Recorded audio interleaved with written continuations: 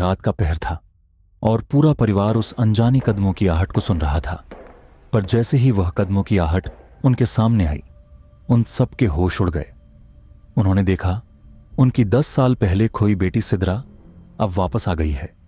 उन्हें समझ नहीं आ रहा था कि खुश हुए या हैरान। पर सिदरा की मां ने उसे गले से लगा लिया। सब कुछ बहुत अजीब लग रहा था। अब अगली सुबह होती है। सिदरा की मां और पापा उससे बारे में पूछती हैं कि 10 साल पहले क्या हुआ था और इतने साल कहां रही। पर सिदरा उनसे कहती है, मुझे याद नहीं, बस अचानक से मैं कहीं खोई और उसके बाद मुझे कुछ याद नहीं रहा।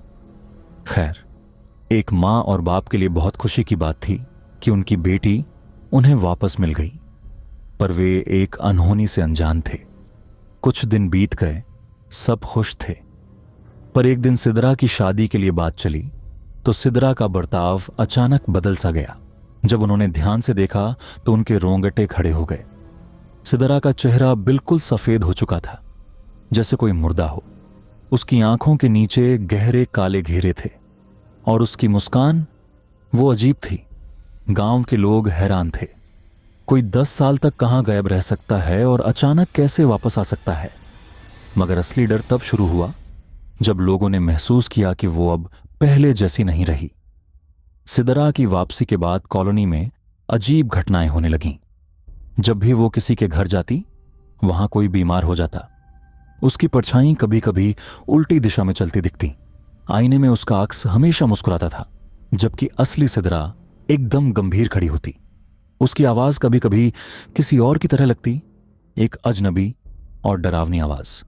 सैफ, जो सिदरा के करीब था, एक दिन उससे मिलने गया। सिदरा, तुम इतने साल कहां थी? उसने पूछा। सिदरा ने सिर्फ एक लाइन कही, मुझे याद नहीं।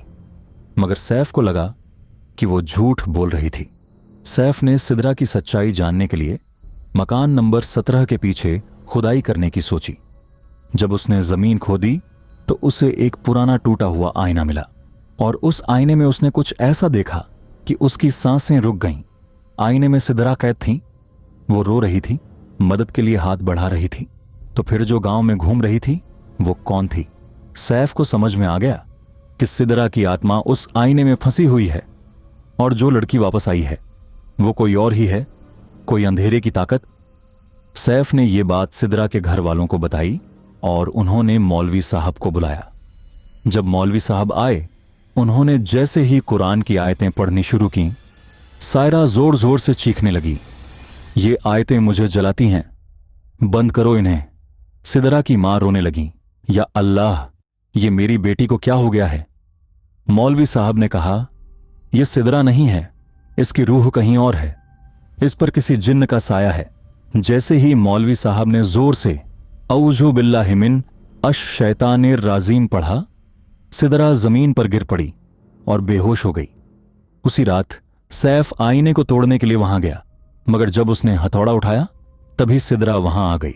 सैफ, अगर तुमने इस आईने को तोड़ा तो मैं हमेशा के लिए चली जाऊंगी। उसकी आवाज नॉर्मल थी। अब यह सवाल था, क्या यह सच में सिदरा बोल रही थी या वो जिन्न उसे बेवकूफ बना रहा था? सैफ ने बिना कुछ सोचे हथौड़ा चला दिया। आईना चकनाचूर हो गया। नहीं! एक भयानक चीख हवा में गूंज उठी। अगली सुबह सिदरा अपने घर के बिस्तर पर पड़ी मिली, जिंदा मगर बेसुध। उसे होश आया मगर उसे कुछ भी याद नहीं था। मैं इतने साल कहां थी? सिदरा अब ठीक थी, मगर एक सवाल हमेशा के लिए रह गया, क्या वाकई वो वापस आ गई थी या कुछ और? कई सालों बाद एक बच्चा मकान नंबर 17 के पीछे खेल रहा था। तभी उसने जमीन में दबी हुई एक टूटी हुई आईने की टुकड़ी उठाई और उसमें किसी को देखा, सिदरा, जो उसे देख रही थी और मुस्कुरा रही थी।